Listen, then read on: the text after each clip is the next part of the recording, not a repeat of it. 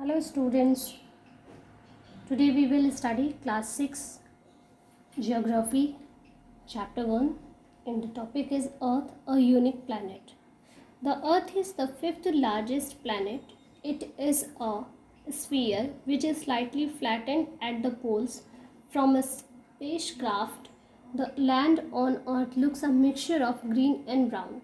Means कि अर्थ जो है फिफ्थ लार्जेस्ट प्लैनेट है, जैसे कि मैंने आपको पिछली वीडियो में पिछली क्लास में बताया था कि यहाँ पे आपको एक सोलर सिस्टम का पिक्चर दिखाया था और यहाँ पे बताया था कि अर्थ जो है फिफ्थ लार्जेस्ट प्लैनेट है। तो सबसे बड़ा आपका जुपिटर था, उसके कंपैरिजन में जब देखा गया तो काफ़ी फिफ्थ लार्जेस्ट प्लैनेट की बात की जाए तो अर्थ था। और अर्थ जो है ये स्लाइटली फ्लैट होता है बोथ पोल्स पे, मैंने आपको पिक्चर बना के बताया था। एंड जब स्पेसक्राफ्ट से हम इसे देखते हैं तो हमें अर्थ प्लैनेट पे ग्रीन ब्राउन पैचेस दिखते हैं। The oceans which cover more area than the land looks blue. जब उन पैचेस को देखा जाता है तो जो एरिया कवर है ब्लू कलर से दिखता है अर्थ प्लैनेट पे, that is oceans. The earth is therefore called the blue planet. तो उस प्लैनेट को, अर्थ प्लैनेट को हम ब्लू प्लैनेट भी कहते हैं बिकॉज ज़्यादातर एरिया उस पर ब्लू कलर का है। ब्लू मीन्स ओशंस, वहाँ पे ज़्यादा ओशंस दिखते हैं, ज़्यादा वाटर दिखता है, इसलिए उसे ब्लू प्लैनेट भी कहते हैं। The earth is a unique planet of the solar system. It is the only planet on which life exist. This is because the conditions required to support life are found only on earth. Now let us see what these conditions are. Earth को एक unique planet कहते हैं solar system में because earth is a single planet on which life exist, जिस पे life मिलती है।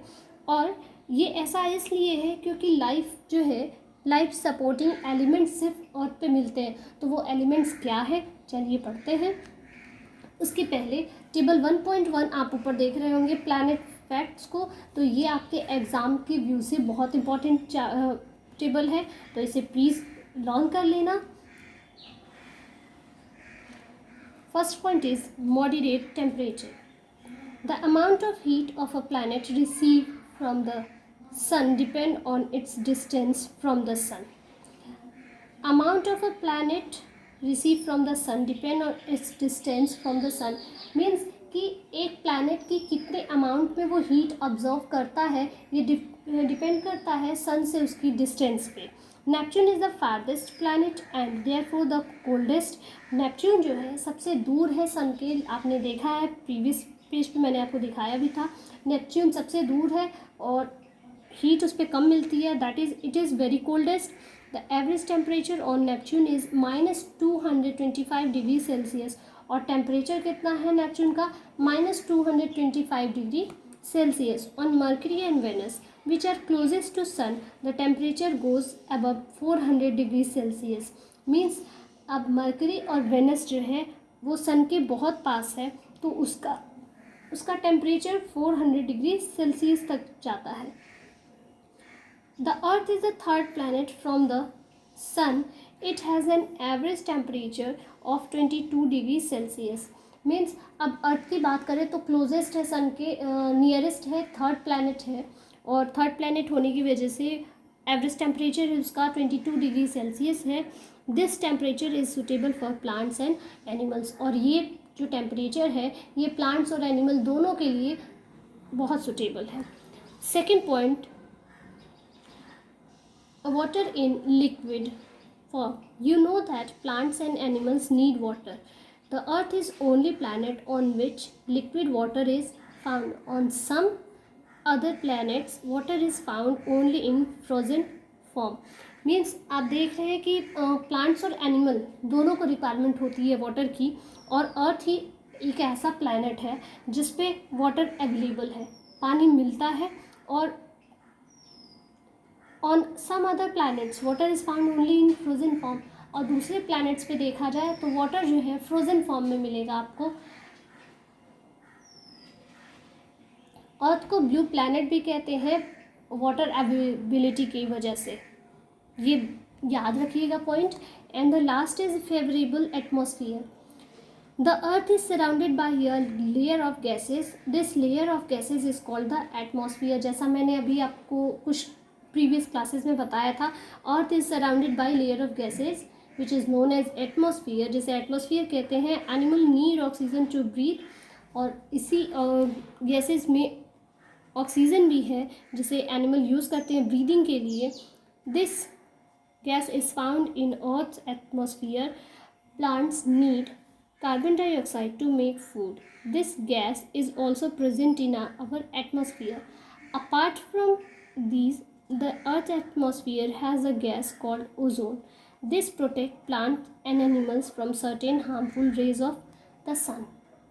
Means plants जो है उसे कार्बन डाइऑक्साइड की ज़रूरत, जैसे अभी मैंने बताया कि एनिमल्स को ऑक्सीजन की ज़रूरत पड़ती है ब्रीथ के लिए, वैसे ही प्लांट्स को कार्बन डाइऑक्साइड की ज़रूरत पड़ती है अपना फूड प्रिपेयर करने के लिए.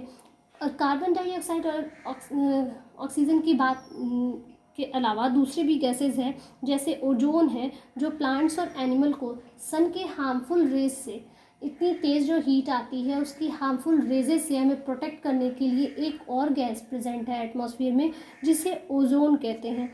The combination of the factors mentioned above make life possible on earth. और यही 3 पॉइंट्स हैं जो अभी पढ़े हैं हमने, moderate temperature, water in liquid form and favourable atmosphere.